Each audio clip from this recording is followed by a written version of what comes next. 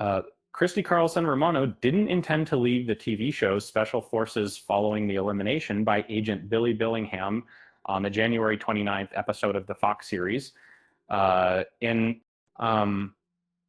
During an interview with Us Weekly, Carlson Romano explained that after being trained by her Marine veteran husband, who encouraged her to go slow but don't stop, don't quit, she noticed some changes in the rules of the show this season.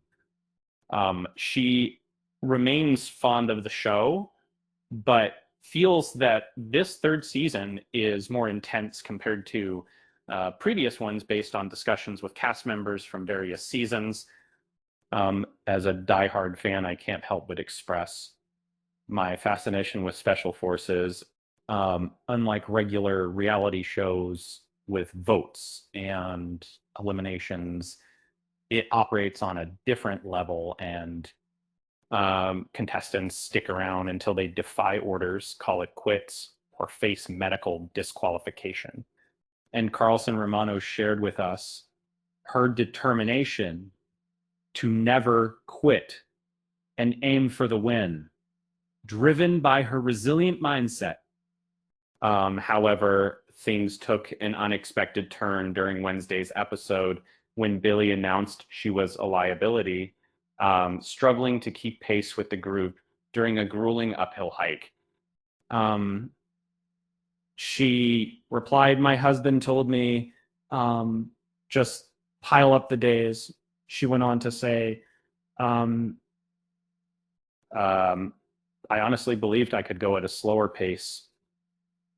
I wasn't planning on stopping my efforts because I was certainly putting in effort.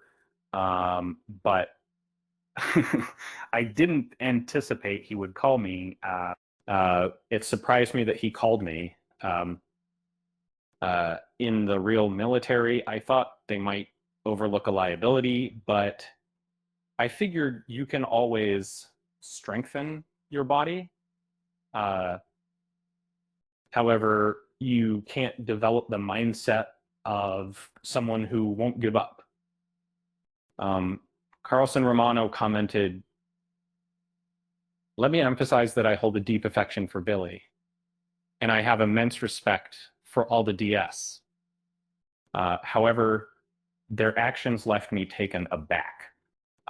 During a recent conversation with Billingham and Rudy Reyes, they shared that they pay close attention to every contestant on the show and believe they can sense when it's time for them to depart. Once we feel they've gained what they came for, Billingham elaborated, we subtly prompt them to leave by increasing the pressure. This way, they don't get injured and don't push their limits too far. We keep a close eye on them, using our experience as a guide, and we shared Carlson Romano's insightful thoughts with them, and their response was thought-provoking. This is their domain. This is their reality, and we're merely spectators. She added, "You must let go of control entirely." And it's unlike the real military, but it shares some resemblance in that when you join the military, your body becomes the government's property. Despite my constant struggle for autonomy, I found myself engaged in an internal conflict. I was a perfectionist, a people pleaser, and I just wanted to excel, yet I grappled with these traits. Returning to the hill where Carlson Romano is believed to have perished, she reminisced about Kyla Pratt choosing not to participate before the DS focused on her instead. She explains, when Kyla stepped down, I must have looked quite worried. Something like, oh no, they're going to target me now. I knew they would probably say hurtful things. They labeled me as a liability and weak. but I told myself that's all right. Uh, Ignore it. Keep critics pushing forward. I imagined my husband by my side at the DS, um, urging me on, which helped me overcome it. Um, However, by day 8, I was also extremely hungry due to lack of food. My body was meant to give up. Uh, I'm naturally thin and have a quick metabolism. I wasn't eating much and was under a lot of stress. So, yes, I believe this could have added to my struggles. A week ago, Carlson Romano overcame her greatest fear by successfully completing a task that involved being buried alive. When someone asked me about my deepest fear as they lowered the coffin lid, I realized it was my own doing. I found the situation quite unsettling. The producers appeared slick, and their demeanor made the whole experience feel more intense than I had anticipated. I hoped that being inside would make me calmer, but instead I found myself growing anxious whenever I looked at them. At times, I tried to gauge their reactions, wondering how genuine our actions were, particularly when it came to honoring those who had fallen. Um, they edited out a prolonged rendition of the Bluey theme song, uh, which was unexpected. but what truly took things up a notch was um, when I slipped into method acting and allowed myself to be transported back home, where I imagined making bacon and the cinnamon rolls for my loved ones. Uh, this emotional dive might have been a bit too intense for the small screen. Uh, uh, Another part of the show features the mirror room where recruits open up to their DS.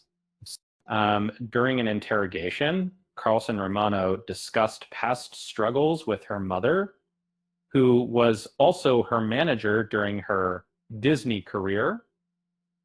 Um, for about a year, they they didn't communicate due to disagreements over financial matters. So the former star of Even Stevens shared with Us Magazine that his mom is expected to visit tonight so they can watch the show together. He also mentioned sending her a clip from the upcoming episode. Uh, he explained that despite their complicated relationship over the years, his mother, now in her late 70s, craves peace.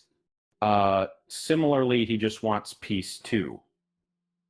They genuinely care for each other, and uh, he's delighted that some truths have been unveiled. It's as if he said, "Here is the reality of my life, and it aligns with the experiences of many young performers." For years, he has championed such issues, and he feels the show did an excellent job portraying his story honestly. Um, he appreciates the production team for this. Ultimately, Carlson Romano shared with us that she was dedicating her life to the community she built with her co-stars, particularly the 8 of them: Pratt, Carrie Hart, Golden Tate, Cam Newton, Brody Jenner, Kayla Nicole, and Alana Blanchard. Uh, as an ardent admirer, I can't help but gush about the special connection we shared, a bond forged by our mutual presence that felt like being part of a tiny, intimate family There are tales untold in the final cut where Golden and Cam reminisced about their NFL triumphs, stories that never made it to the screen. We even took it upon ourselves to educate Alana on the latest slang, teaching her terms like bet and no cap. In a moment of spontaneity, I may have serenaded them with an impromptu opera number, a request they sweetly coaxed out of me. I was initially reluctant, but their playful prodding turned my apprehension into joy as I entertained them. It wasn't my finest performance, but the shared laughter made it all worthwhile. Airs on Fox Wednesdays at 8 p.m. To create the cover